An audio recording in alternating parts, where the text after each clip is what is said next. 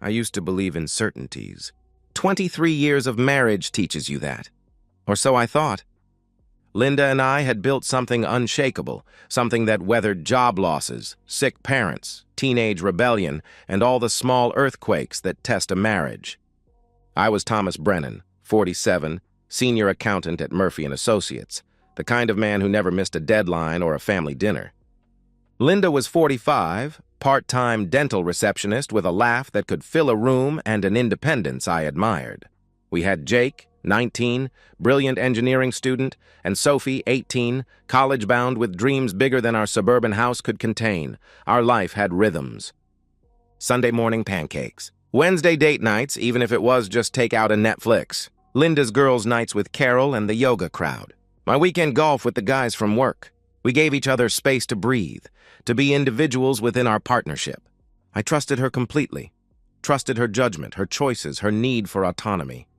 She'd say she was going shopping, and I'd kiss her goodbye without question. She'd mention dinner with old co-workers, and I'd encourage her to go.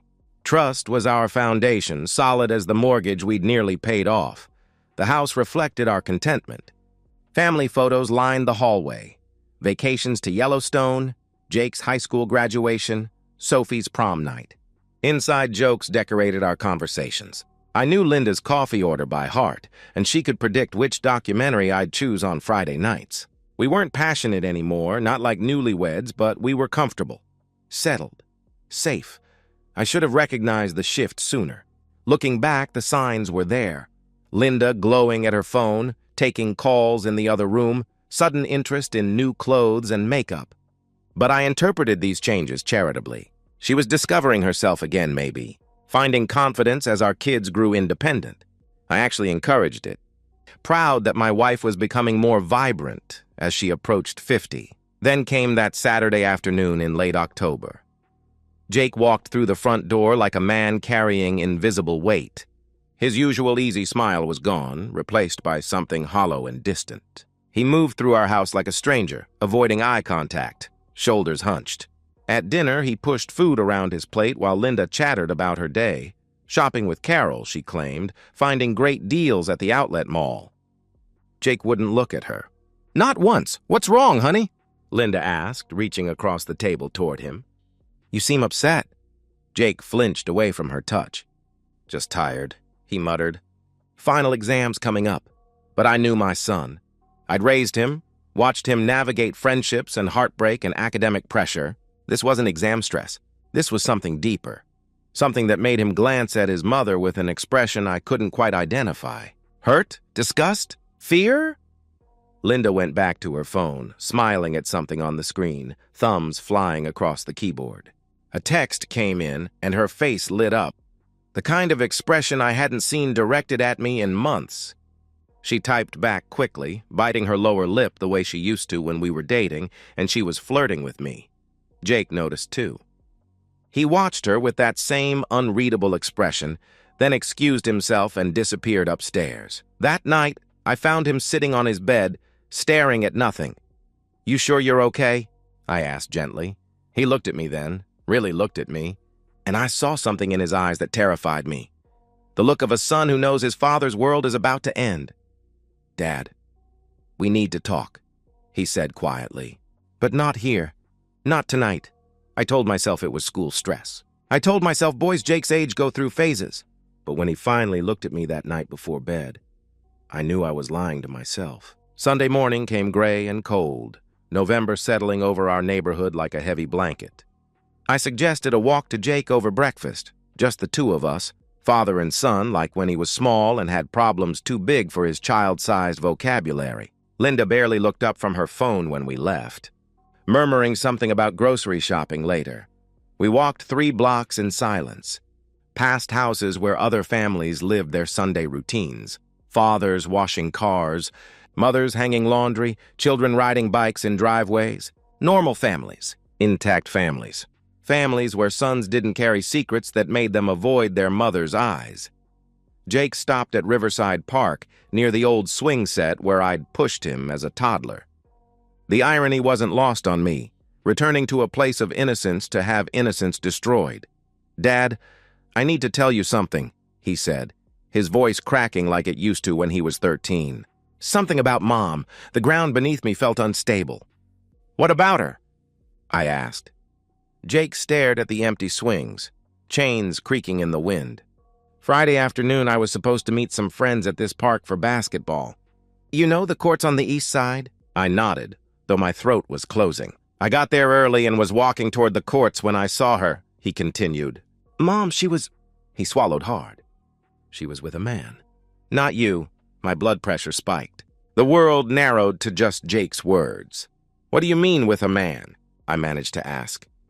"They were kissing, Dad," he replied, his voice barely above a whisper.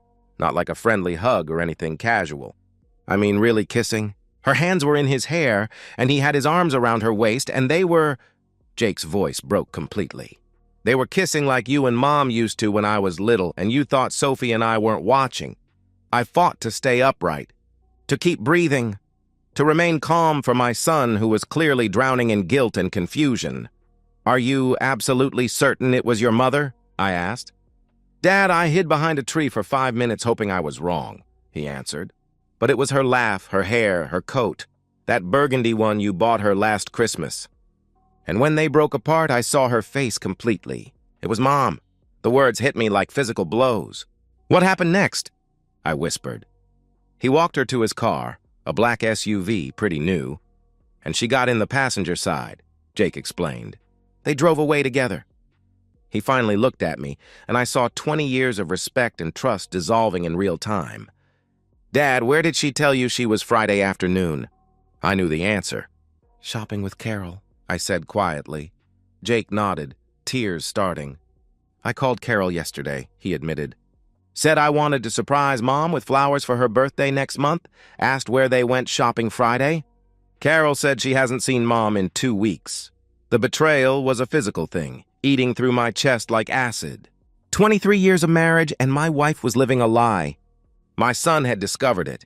My foundation was gone, but Jake was falling apart in front of me, so I forced myself to think strategically. "Have you told anyone else?" I asked. "No," he replied immediately. "I wanted to tell Sophie, but—" He shrugged helplessly. "How do you tell your sister that Mom is cheating on Dad?" "You don't. Not yet," I said, my voice sounding foreign to my own ears, cold and calculating. "Jake, I need you to promise me something. We act completely normal at home until I figure out what to do. Can you do that?" He nodded, wiping his eyes. "And Jake," I added, "you did the right thing telling me. I know this is killing you, but you're not responsible for your mother's choices." We practiced neutral expressions before walking home. Linda greeted us cheerfully, asking about our walk.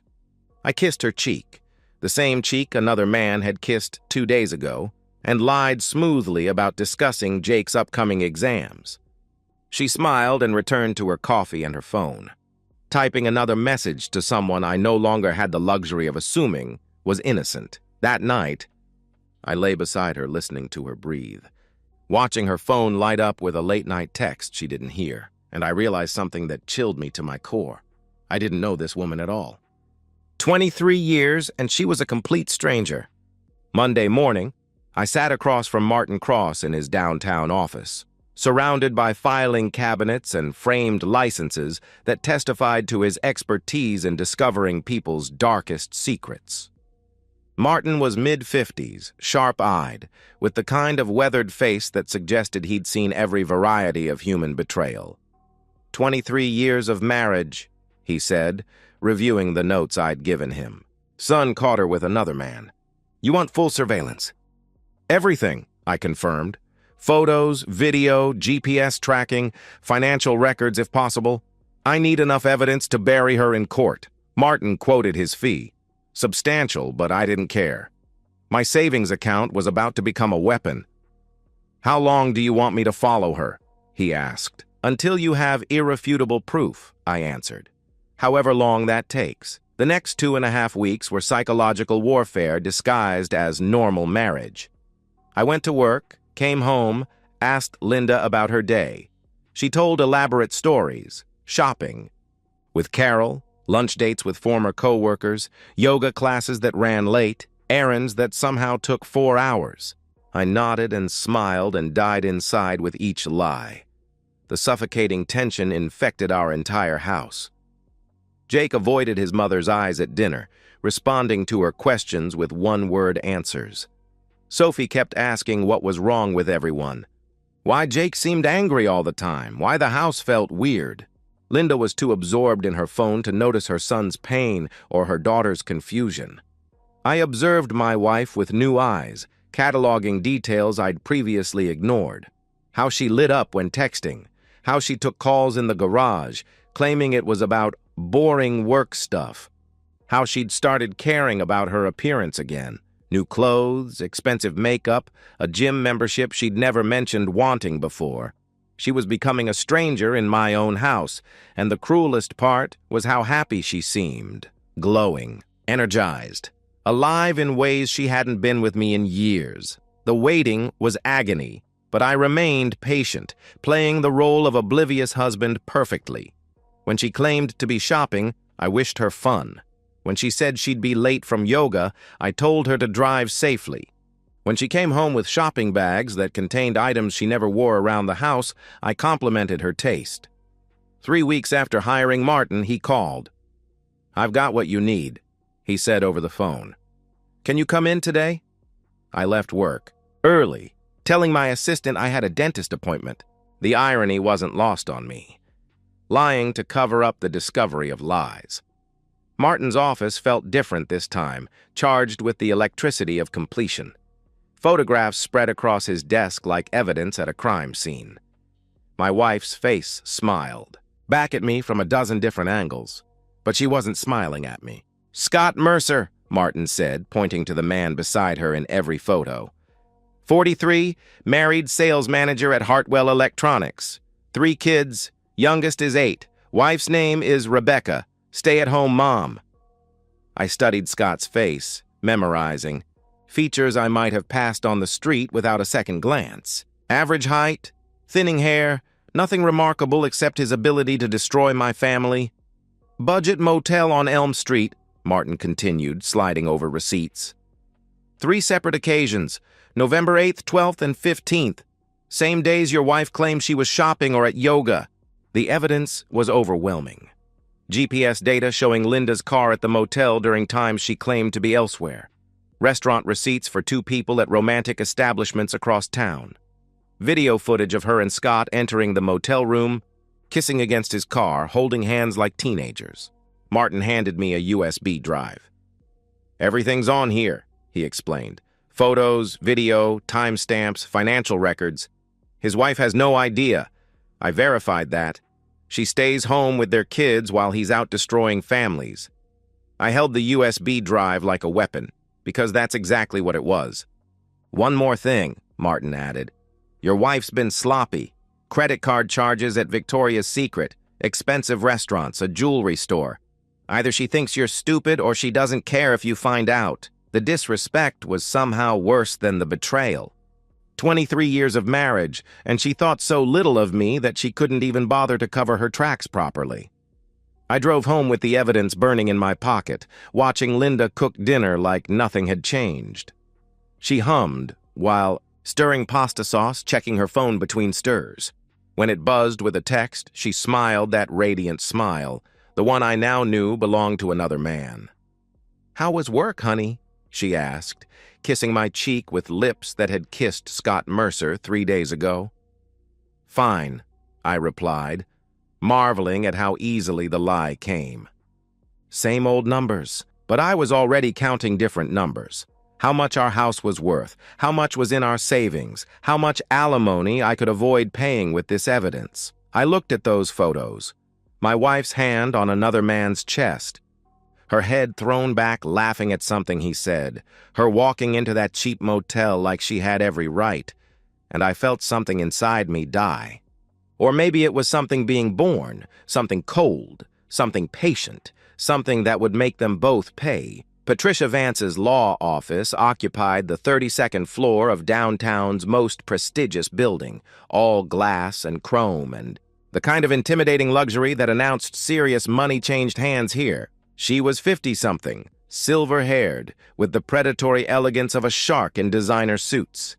Her success rate in contested divorces was 92%. "Mr. Brennan," she said, reviewing the evidence Martin had gathered. "This is a prosecutor's dream and a cheating spouse's nightmare. With adult children, we don't have custody complications. She gets nothing. The USB drive sat between us like a loaded gun." "No alimony?" I asked. "With evidence this clear? She'll be lucky to leave with her clothes," Patricia replied, her smile razor-sharp. "We'll file for divorce citing adultery, and with your documentation, she won't have grounds to contest anything.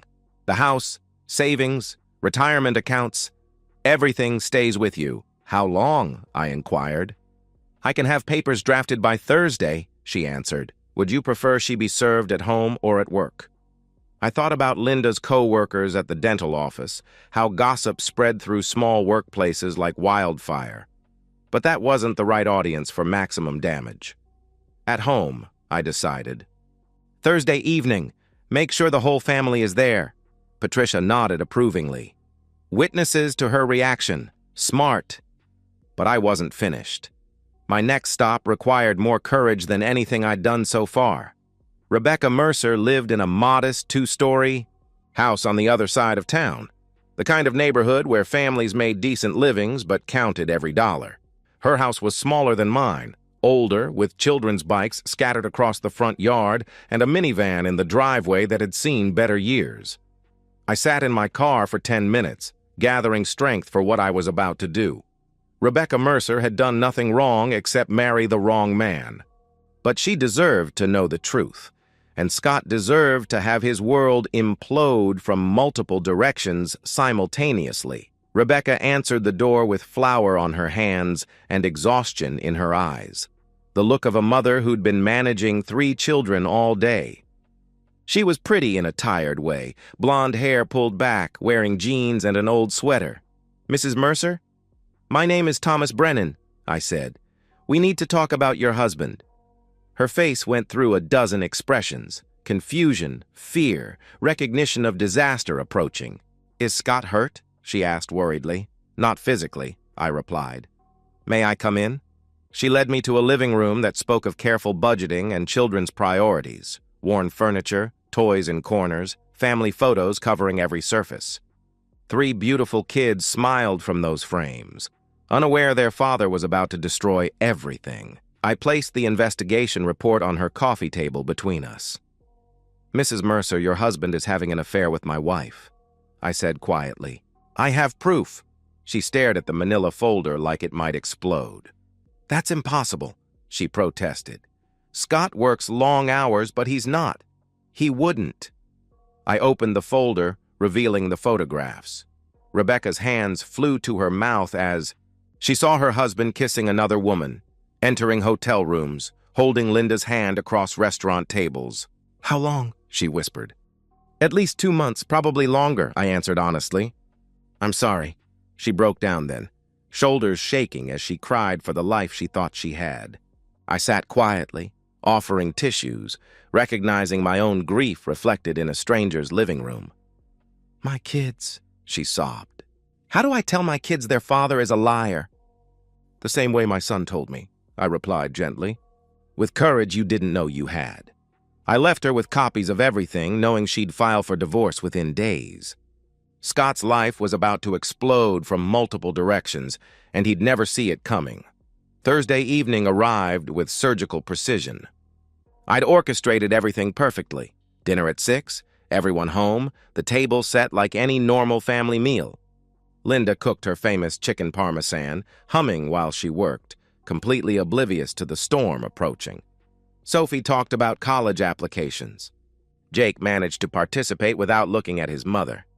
Linda shared gossip from the dental office, animated and cheerful, her phone buzzing with texts that made her smile. The doorbell rang at 7:15. "I'll get it," Linda said cheerfully, probably expecting a package or neighbor. She opened the door to find a serious-looking man with a clipboard and manila envelope. "Linda Brennan?" he asked formally. "Yes?" she replied confused. "You've been served." I watched from the dining room as confusion clouded her face. She signed for the envelope mechanically, probably thinking it was some bureaucratic nonsense. But when she opened it and read "Petition for Divorce," her face went white. She stumbled back into the dining room, papers trembling in her hands. "Thomas, what is this?" she demanded. "Some kind of joke?" I reached into my jacket and pulled out a second manila envelope, the investigation report. I placed it on the table and scattered the photographs like playing cards. Linda saw herself kissing Scott Mercer and collapsed into her chair. "Explain those," I said quietly. She tried. Oh, how she tried. Tears, denials, claims that the photos were doctored, that I'd hired actors, that this was all some elaborate misunderstanding. "This isn't real," she protested desperately. "Thomas, you know me." Sophie screamed about betrayal. "How could you do this to us?" she cried. Jake told her to shut up and get out. "You're disgusting," he said coldly. Linda begged them to understand, to forgive, to give her another chance. "Please," she pleaded. "It didn't mean anything." "I love this family." "1 hour," I announced calmly. "Pack what you can carry and leave," she begged. She cried. She promised it meant nothing, that she loved me, that we could fix this. I watched her break apart on our living room floor and felt absolutely nothing, because she was right about one thing. We could never go back.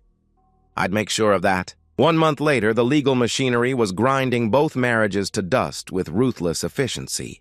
Patricia Vance was proving worth every dollar. Linda's lawyer had advised immediate settlement after reviewing the evidence. I kept everything: house, savings, retirement accounts, even the car Linda had driven to her motel meetings. Rebecca Mercer was taking Scott to the cleaners with similar brutality. Full custody of their 3 children, alimony, child support that would cripple him financially for the next decade. Scott's reputation had crumbled at work. Word spread quickly in their office. The sales manager caught cheating, destroying 2 families, lying to everyone. His boss demoted him to avoid the scandal. Colleagues gossiped. His commission-based income plummeted as clients requested different representatives. His own children refused to see him after Rebecca explained why Daddy wouldn't be living with them anymore. Linda tried reaching out to Jake and Sophie repeatedly. Calls, texts, emails, showing up at Sophie's school. Both kids blocked her everywhere. Sophie's words were particularly harsh when she called one evening. "She chose him over us," my daughter said bitterly. "Why should we forgive her?" I didn't argue. Jake and I had developed a routine of evening walks, something born from that first terrible conversation at the park. It became our time to talk, to process, to rebuild our relationship on the foundation of shared truth rather than comfortable lies. 2 months after the revelation, we were walking through downtown when Jake suddenly stopped, his hand gripping my arm. "Dad," he whispered urgently, "across the street." I followed his gaze and saw a man climbing out of a beat-up Honda Civic, not the black SUV from the investigation photos. The man was thinner than in the pictures, wearing clothes that had seen better days, moving with the defeated posture of someone whose world had collapsed. "That's him," Jake confirmed quietly. "That's Scott Mercer." I studied the man who had helped destroy my family. 43 years old, looking 50, hair thinner than in the photos, face gaunt with stress. He locked his pathetic car and headed toward an alley shortcut between buildings, a narrow passage with no cameras, no witnesses, just shadows and the smell of garbage. Jake and I exchanged a look. No words needed. We crossed the street pulling our hoods up, hands shoved deep in jacket pockets. "Scott Mercer!" I called out. He turned at the sound of his name, recognition dawning slowly as he saw my face. His skin went pale. "You're Linda's husband," he said nervously. "And you're the man who destroyed my family," I replied coldly. Before Scott could respond, Jake threw the first punch, a right hook that snapped his head sideways and sent him stumbling into the brick wall. I drove my knee into his stomach with all 23 years of rage behind it. Scott doubled over, gasping. We didn't stop.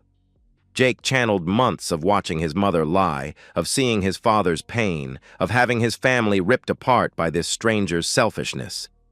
His fists found Scott's ribs, his face, anywhere that would cause maximum damage. I thought about Linda's laughter in those photos, her radiant smile directed at this pathetic excuse for a man. The motel room where they'd played house while I paid bills and raised children and believed in marriage. Scott tried to fight back initially, throwing weak punches that barely connected. "Stop!" he pleaded desperately. "Please, I'm sorry." But he was soft, weak, the kind of man who snuck around motel rooms instead of facing his problems directly. We were harder, father and son united by betrayal, strengthened by truth, armed with righteous fury. "You should have thought about that before," Jake growled, landing another blow to his ribs. When Scott collapsed to the alley floor, whimpering and bleeding, we weren't finished. Kicks to his ribs, his back, his legs. Methodical, clinical. Each impact was a memory erased. Every family dinner Linda had lied through. Every night she'd come home late with excuses. Every day I'd trusted her while she planned her next meeting with him. Finally, when Scott was a broken, groaning heap, I crouched beside him and whispered close to his swollen ear, "You destroyed my family," I hissed. "You turned my wife into a liar and my children into victims. Every time you look in the mirror, every time you try to explain to your kids why Daddy doesn't live with them anymore, remember this moment. Remember what it cost to cross the wrong family." We walked away, pulling our hoods tighter, disappearing into the night like ghosts, seeking justice in a world that rarely provides it. Behind us, Scott Mercer lay broken in the dark, too terrified to scream, too ashamed to call for help, learning the difference between consequences and punishment. We didn't speak on the walk home. Didn't need to. My knuckles were split and bleeding. Jake's jaw was clenched so tight I heard his teeth grinding. And somewhere behind us, in that dark alley, Scott Mercer was learning what it costs to cross the wrong family. 2 weeks later, Scott was released from the hospital after 14 days. Broken ribs, fractured jaw, concussion, severe bruising that painted his body in shades of purple and yellow. The police investigated but found nothing. No witnesses, no cameras, no leads. The case went cold within a month. Linda made one final attempt to reconcile, sending an email that Sophie read aloud at dinner with dripping contempt. "I made a mistake. I'm sorry. Can we please talk? I love you all so much." Jake deleted it without hesitation. "No," he said firmly. That evening I sat on the back porch with a beer, staring at stars that seemed brighter now, clearer somehow. Jake joined me, settling into the chair beside mine, the chair that used to be Linda's. "Dad, do you think Scott knows it was us?" he asked quietly. "He knows," I replied confidently. "But he'll never say anything. How can you be sure?" Jake pressed. I sipped my beer, considering. "Because men like Scott are cowards," I explained. "That's why they destroy families instead of building them. He's too afraid of what admitting the truth might cost him." "Are you okay?" he asked. "With everything that happened?" I thought about the question genuinely. I'd lost my wife, but I hadn't lost my children. I'd lost my marriage, but I'd gained something harder, the knowledge that some families survive by becoming unbreakable. Inside, Sophie was on the phone with a college advisor, planning her future with the confidence of someone who knew her father would support her dreams. The house was smaller now, quieter, but it was ours. No cheating wife, no home-wrecking coward, no lying manipulator could take that away. The truth is simple. Some betrayals can't be forgiven. Some wounds can't be healed. But some families, the ones that matter, survive by becoming something harder, something unbreakable. And that's exactly what we became. And so, we've reached the end of today's story. Was it what you expected, or did it take a twist you didn't see coming? I'm curious to hear your thoughts. Share them in the comments below, and let's get a conversation going. If this story kept you hooked, make sure to hit that like button. And if you're new here or just haven't subscribed yet, now's the perfect time to join our community. I bring you fresh, captivating stories every day, so click that subscribe button and turn on notifications so you never miss out. Thanks for watching, and I'll see you in the next one.